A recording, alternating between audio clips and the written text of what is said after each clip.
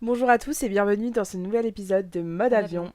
Ça fait longtemps qu'on ne s'est pas vu, Elisa, dis-moi. Oui, c'est vrai qu'on a eu pas mal de projets ces derniers mois, mais on est de retour pour de nouveaux épisodes et pour de nouveaux projets. Bon, alors ça va, si c'est pour la bonne cause. Alors, au programme aujourd'hui, nous allons parler des places to be pour l'été, pour nos chers voyageurs. Nous allons également vous parler des dernières actualités de l'aviation d'affaires et également, bien sûr, des actualités accessoires. Génial, j'ai hâte. Allez, c'est parti. Vous êtes sur Mode Avion, le podcast du voyage et de l'aviation.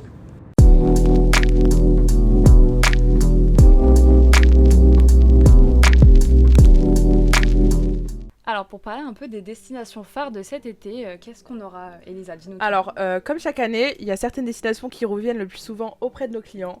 Donc, en tête de liste, nous avons bien sûr Ibiza, Mykonos, mais également certaines destinations en France, comme par exemple Cannes, Nice, mais également Saint-Tropez.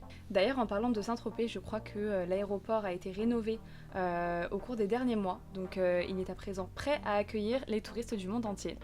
Après, bien évidemment, pour ce type de destination, il faut faire très attention et anticiper un petit peu en avance la réservation d'avion parce que c'est des aéroports et des destinations assez prisées. Donc c'est vrai que les places de parking sur le tarmac sont assez compliquées à avoir. Et c'est pour cela qu'il faut contacter justement notre équipe d'experts pour anticiper au mieux votre départ en vacances et pouvoir prévoir un slot pour votre avion. Donc du coup, si par exemple je veux aller à Saint-Tropez au départ de Paris, quel type d'avion tu pourrais me conseiller? Alors très bonne question, en effet chaque appareil ne peut pas se poser sur la piste de l'aéroport de Saint-Tropez vu que la piste est assez courte. Mais pour savoir mieux quel avion on peut prendre au départ de Paris, pourquoi pas appeler notre cher collègue expert Valentin qui pourra nous répondre à cette question. Allez. Un instant. Allô Elisa? Oui, donc pour Saint-Tropez, c'est un aéroport un peu particulier, mais tu as quand même pas mal d'options. Les premiers, les plus courants, c'est des Pilatus, donc le PC-12 ou le PC-24, que tu dois connaître. Et puis sinon, le Mustang, petit avion 4 places qui est sympa aussi. Après, pour le plus gros, on peut aller sur du Citation Latitude, Falcon 2000 ou même Falcon 7X, 8X. Ça peut poser sur l'aéroport de Saint-Tropez. Il faut juste que les pilotes aient la qualification. Oui, donc n'hésite surtout pas, s'il y a un client qui te demande d'aller à Saint-Tropez, je pourrais le conseiller au mieux sur ses besoins, sur le type d'avion et sur comment s'y rendre avec grand plaisir. Bah super. En effet, il y a quand même pas mal d'alternatives si je veux me rendre à Saint-Tropez, que ce soit d'un petit avion à un avion un peu plus conséquent. C'est vrai que souvent on pense que c'est que les petits avions qui peuvent se poser à Saint-Tropez alors que on voit là la preuve que ce sont pas uniquement ces avions-là. D'ailleurs, Elisa, à ce sujet, il me semble qu'il y a eu quelques entrées en flotte ces derniers temps d'appareils de dernière génération. Alors oui, en effet, ces dernières semaines, il y a eu pas mal d'entrées en flotte, notamment avec le G700 de Gulfstream, mais également le Falcon 6X de Dassault. Ok, est-ce que tu peux nous en dire un petit peu plus? Bien sûr, le G700 est un avion de choix pour les voyages long courriers avec une très grande autonomie et de presque 14 000 km, ce qui est considérable dans l'aviation privée. Alors c'est un avion assez spacieux qui peut accueillir jusqu'à 19 passagers à son bord dans des conditions des plus luxueuses, mais cet avion a également de nombreux aménagements à bord, comme par exemple une cuisine, des salons et bien d'autres. Le G700 est donc une solution de choix pour voyager dans des conditions haut de gamme et dans un luxe inégalé.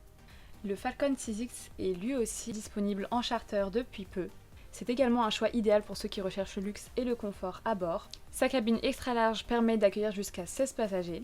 C'est vrai que c'était un pari assez novateur pour Dassault de repasser à des modèles biréacteurs, puisque ça fait pas mal d'années qu'ils étaient sur des triréacteurs. Ouais, c'est vrai que les anciens modèles comme par exemple le 7X, le 8X, mais également le Falcon 900 ont quand même 3 réacteurs et c'est aussi la marque de fabrique de Dassault en quelque sorte.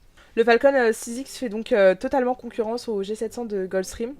C'est donc à nos chers voyageurs de faire leur choix entre le géant américain et le luxe à la française. Exactement. Et pour finir, on va vous parler des actualités d'Accessair. Donc il y a eu pas mal de beaux vols ces derniers temps.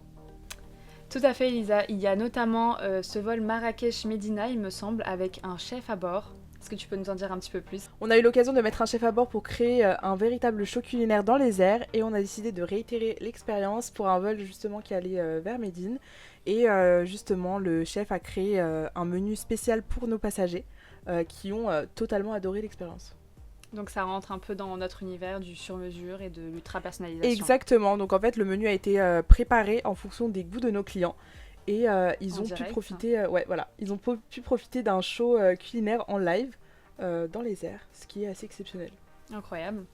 On a également réalisé un vol presse pour un certain client. Alors oui, on a eu l'occasion d'arrêter un vol de groupe au départ de Charles de Gaulle pour destination Marrakech. C'est une marque de cosmétiques qui justement nous a fait confiance pour ce projet.